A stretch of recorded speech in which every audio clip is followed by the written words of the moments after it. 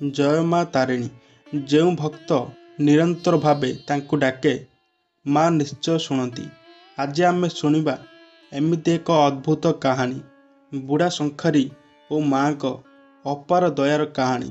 ବୁଢ଼ା ଶଙ୍ଖାରୀ ଓ ମାଙ୍କ ଚମତ୍କାର। ଏହା ଗଞ୍ଜାମ ଜିଲ୍ଲାର ଏକ ଛୋଟ ଗାଁ ପୋଖରୀପଡ଼ାର କଥା। ସେଠି ରହୁଥିଲେ ବୁଢ଼ା ବାସୁଦେବ ଶଙ୍ଖାରୀ।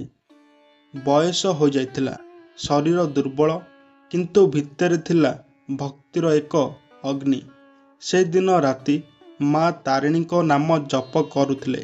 ମା ତାରିଣୀ ଜଣେ ଦୁଃଖୀ ଭକ୍ତଙ୍କର ମା ବୋଲି ସବୁଠାରୁ ଅଧିକ ଭଲ ପାଉଥିଲେ। ବୁଢ଼ା ଶଙ୍ଖାରୀ ପେଶାରେ ଥିଲେ ଚୁଡ଼ି ବିକ୍ରେତା। ଛୋଟ ଝୁଲା ଭରି ଚୁଡ଼ି ନେଇ ଗାଁ ଗାଁ ବିକ୍ରି କରୁଥିଲେ। ତାଙ୍କର ଏକ ଲକ୍ଷ୍ୟ ଥିଲା, ଜୀବନର ଶେଷ ଦିନରେ ମା ତାରିଣୀଙ୍କୁ ନିଜ ହାତରେ ତିଆରି ଚୁଡ଼ି ଦାନ କରିବେ। ଏକ ଦିନ ଗଭୀର ଜଙ୍ଗଲ ମଧ୍ୟରେ ଏ ଗାଁରୁ ସେ ଗାଁକୁ ଯିବାବେଳେ ଜଙ୍ଗଲ ରାସ୍ତାରେ ବର୍ଷା ଆରମ୍ଭ ହେଲା। ବଡ଼ ଝଡ଼ ଆସିଲା। ବୁଢ଼ା ଶଙ୍ଖାରୀ ବିରାଟ ଗଛ ତଳେ ରହିଗଲେ। ଏହି ସମୟରେ ଅଚାନକ ଏକ ଛୋଟ ଝିଅ ତାଙ୍କ ସାମ୍ନାରେ ଆସିଲା। ସେ ଝିଅ ରଙ୍ଗୀନ ଶାଢ଼ୀ ପିନ୍ଧିଥିଲେ, ଚେହେରାରେ ଅଜଣା ଦିବ୍ୟ ଆଲୋକ।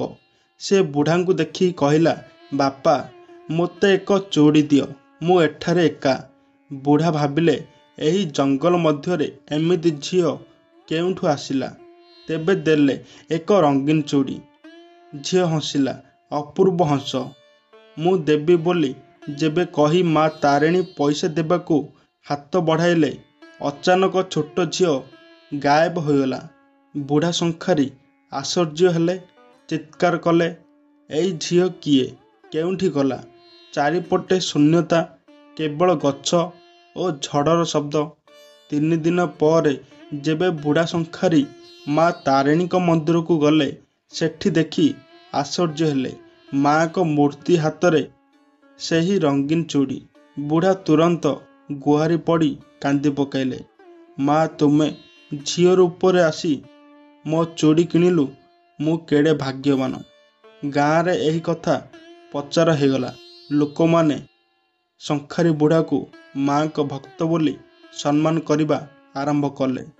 ଏହି ଦିନରୁ ଆଜି ପର୍ଯ୍ୟନ୍ତ ବୁଢ଼ା ଶଙ୍ଖାରୀଙ୍କ କଥା ଲୋକମୁଖରେ ଚାଲିଛି।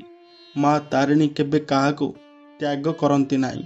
ସେ ଭକ୍ତ ରୂପରେ ଚିହ୍ନି ଯଥା ସମୟରେ ଆସନ୍ତି ଏବଂ ଆଶୀର୍ବାଦ ଦିଅନ୍ତି। ଜୟ ମା ତାରିଣୀ।